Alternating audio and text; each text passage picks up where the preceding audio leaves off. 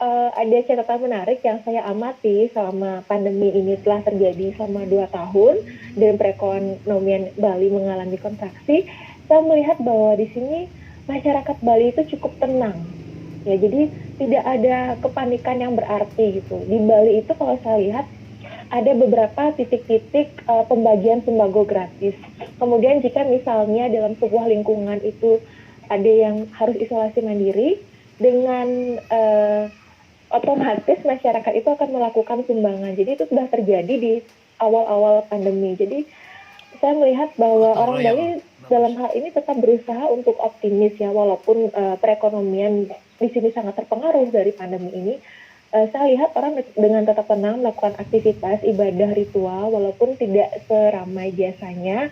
Tetapi di sini benar-benar saya melihat orang Bali itu kalau dalam konsep hidup kan kami memiliki konsep bahwa dalam hidup itu suka duka lara pasti. Jadi suka pasti ada, duka lara dan pasti itu pasti juga terjadi gitu. Jadi bahwa siklus kehidupan terjadinya sebuah kebaikan, sebuah hal yang tidak baik juga pasti akan terjadi gitu. Di sini saya melihat bahwa orang-orang Bali berusaha untuk bersabar dalam menghadapi pandemi ini. Jadi di sini saya akan cerita pribadi tentang sebuah virus itu. Saya mengamati, saya kebetulan memiliki anjing peliharaan, jadi ini mungkin akan menjadi catatan bagi kita ya tentang bagaimana sebenarnya virus itu.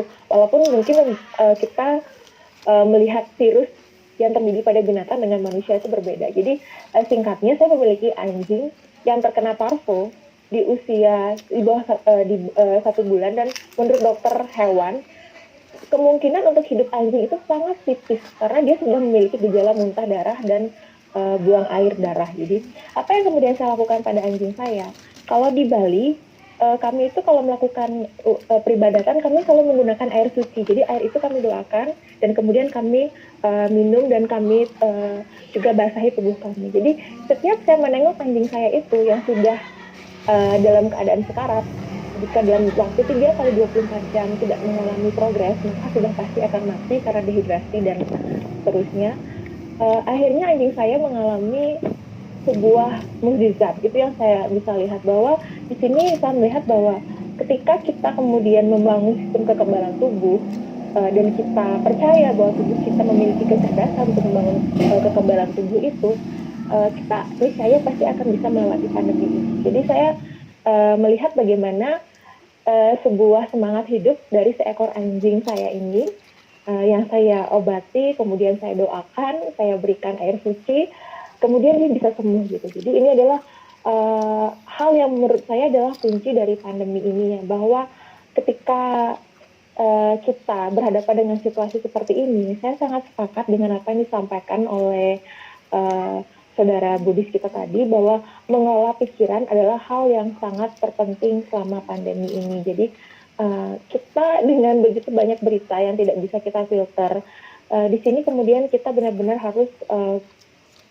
belajar untuk menemukan ketenangan di dalam diri kita. Jadi saya yakin sekali pandemi ini pasti akan berakhir karena Amin. Amin.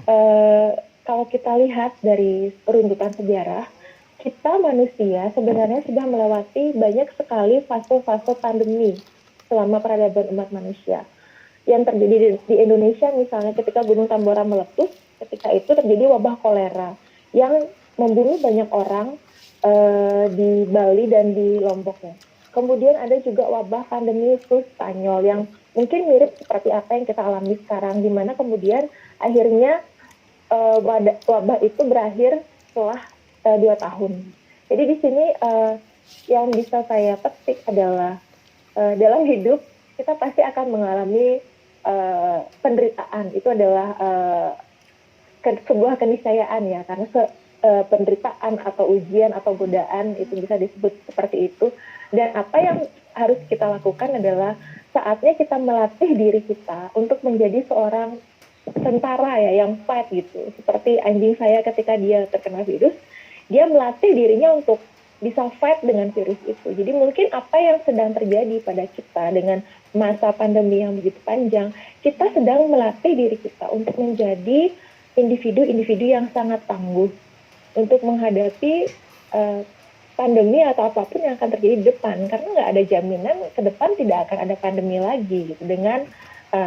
Dengan hal yang terjadi selama ini, kita jadi sadar bahwa nggak ada jaminan ke depan juga nggak ada pandemi. Jadi yang bisa kita lakukan sekarang adalah, menurut saya, tetap menjalankan prokes seperti apa yang dilakukan oleh pemerintah.